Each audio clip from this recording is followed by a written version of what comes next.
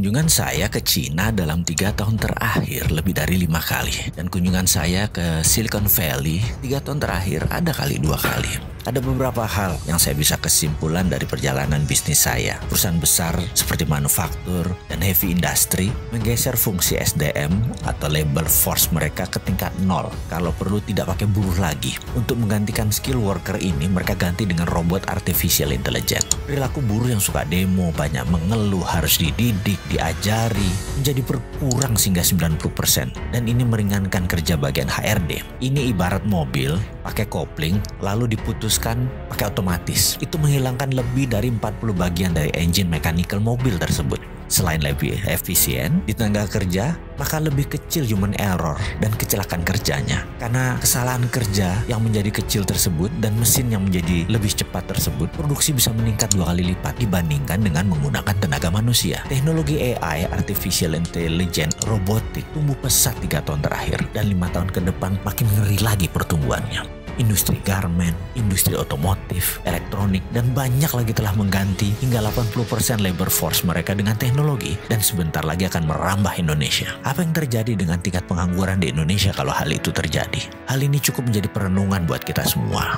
Kepala kita langsung berkalkulasi, buat perhitungan karena 3 tahun yang lalu industri robotik ini belum secanggih sekarang, apalagi ditambah dengan 5G. Kedepan jika ada 5G, robotik akan semakin maju pesat. Bagi perusahaan, walau lebih mahal sedikit investasinya atau kira-kira naik 20% dengan menggunakan robotik, namun karena perilaku manusia modern yang ribet cara berpikirnya, complicated, banyak ngeluhnya, banyak perusahaan besar menganggap lebih baik tidak pakai manusia modern yang terlalu banyak informasi di kepalanya. Pendapat saya pribadi, 50% manufaktur di Indonesia dalam 3 tahun ke depan akan menggantikan semua dengan mesin. Indikasinya, sekarang semua manufaktur besar yang ada sistem mekaniknya pasti akan dirobotkan, pengangguran pasti meningkat tajam. Dan bagi perusahaan besar, nggak peduli. Yang penting margin keuntungannya bagus dan bisnis berjaya. Lalu apa yang terjadi dengan SDM tersebut? Ya pengangguran lah pasti di mana-mana. Sebenarnya ada nggak sih yang mikirin solusinya ke depan bagaimana?